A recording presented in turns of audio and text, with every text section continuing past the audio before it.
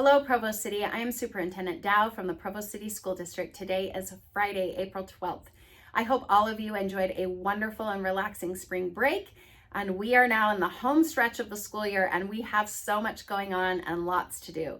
I hope that you are staying in tune with the schools that are surrounding where you live, so that you can pay attention to the great concerts and art shows and all of the great activities that kind of culminate here at the end of the year and help us to close out our school year, so that you can see just the tremendous work that our educators do day in and day out. Just want to highlight a few things. First off, over spring break, it was Assistant Principals Appreciation Week. Our assistant principals work very, very hard. They are kind of a jack of all trades. They do whatever a principal needs them to do, from driving shuttle vans at Timpview High School to supervising athletic events to supporting teachers in their collaboration teams to providing support to parents with behavior issues, or with just additional supports for mental and social and emotional health, and really teaming and partnering with parents and counselors and social workers and teachers. They really do it all. And so I just want to give a huge shout out to them. If you have a great relationship with your assistant principal, which I know many of you do, I hope that you will send them a quick note and just say thank you for all that you do to help our children be successful. Just want to give a big shout out to Franklin Elementary. I was able to go in and do a classroom visit in the 4th grade. Miss Jenna Luce is an amazing teacher. It was a great literacy block to watch her have all of the kids on task and working through vocabulary and then reading a passage and incorporating those reading strategies. Just really great instruction taking place, and really intentional about what they're trying to do to help support students. It was a fantastic lesson. I was there for almost 40 minutes. It was great. So just want to give a huge shout out to our 4th grade teacher, Miss Luce at Franklin Elementary. I also just want to highlight that we are so lucky to have such a great foundation here in Provo City School District. I was able to meet with several of the foundation board members this week. We are transitioning some of the responsibilities in our district with our restructuring, so that our communications team is more heavily involved with the foundation and supporting them. We know that we have Doug Finch, who's traditionally been supporting the foundation, who's moving into teaching and learning, and just their ability to create a timeline and set goals as to what they want, and us to collaborate together. I feel so grateful that we have so many people that are trying to do so many great things and get great resources into the hands of our teachers in our classrooms. So what a phenomenal thing. It was just, it was a great meeting, and I'm just always reassured after meeting with community members to see how much they're trying to help and support our public education system. So very grateful for that. So thank you for that. And I look forward to being much more involved with the foundation and being a support in whatever way that we can as a district team, and just really trying to shout out and showcase all of the great things that they do for our schools. We do have a board meeting on Tuesday, April 16th. The study session will begin at 4:00 p.m. in boardroom 1 here at the district office, with the business meeting beginning at 7:00 p.m. in the Professional Development Center. We do have a lot of items that are going to be on this at this meeting. We always have a construction update that will give us updates about Timpview, Shoreline, and Wasatch. And you can sign up for those updates on our website. So if you would like to receive an update after the board meeting as to what was talked about, what questions were asked, it will give you links to the presentations that were shown. You can do so on our website. It's a really great tool that our communications department has put together. We will also be talking about the student board member policy. There will be a formal vote that will take place at that point in time. We are also discussing a large purchase request and a curriculum adoption for our English language arts teachers.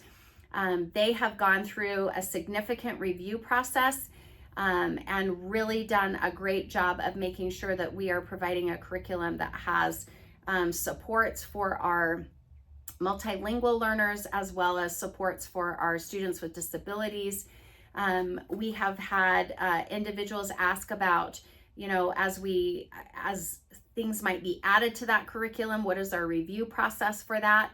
And this team of individuals will put in place what that looks like, because we know with any kind of digital curriculum, they add resources frequently. And so we want to make sure that review process is very transparent, so that our parents are in the know about what that will look like.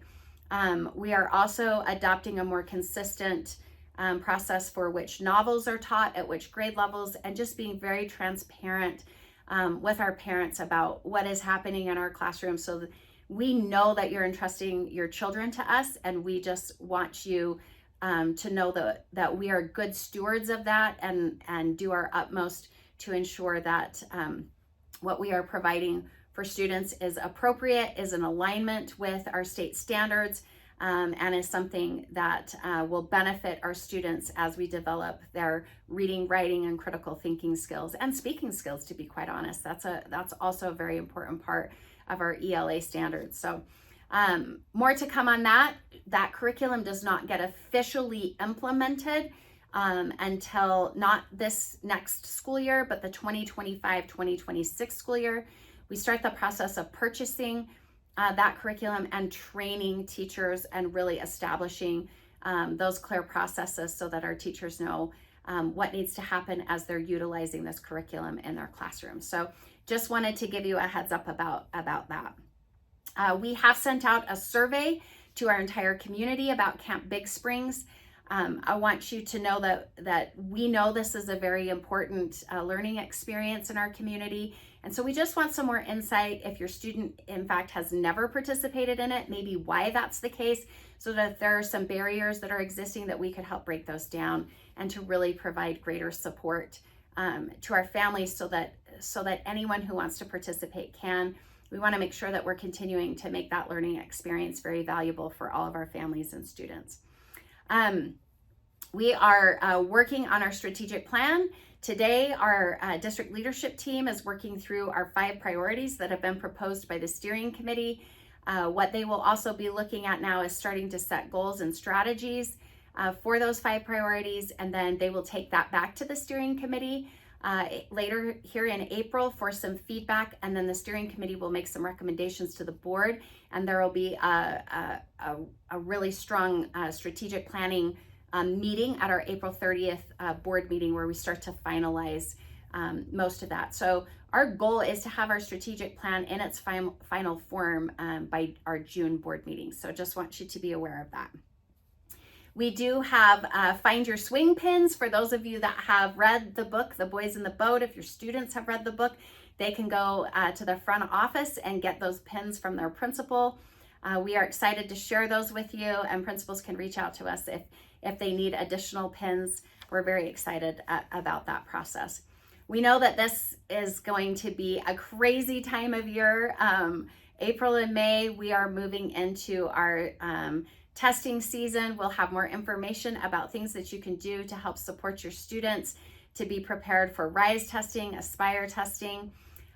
We want to make sure that you are aware of a lot of the activities that are going to be taking place throughout our district. We have an Evening of Excellence that's sponsored by our foundation to honor really great employees across the district. We also want to let you know that we have an Employee Appreciation Night that's tied with our board meeting in May. And so we'll keep you updated with all of those things, and I'll update you on the different things that I get to attend as well. So our podcast this week really celebrates Timpanogos Elementary with Principal Rollins. I hope you'll tune in. Many individuals in our community don't really know what it means to be a Title I school, how the funding actually works for that, what challenges a Title I school might have that other schools don't have. So if you're interested in that, I really encourage you to tune into our podcast this week. It will give you some really great information about that. Next week's podcast will be about the National School Boards Association Conference that our board and myself were able to attend, and just highlighting some of the great things that we're learning. I think it's really important that our district is led by people who are lifelong learners, and our 7 board members are lifelong learners. And I think it's really important that our district is being led by district leaders who are lifelong learners, and we are committed to demonstrating that and living that and fulfilling that promise and really showing our students and our community how important that is. With that, I hope all of you have a fantastic weekend. These are the things that are going on in Provo City School District. Bye for now, and we'll see you next week.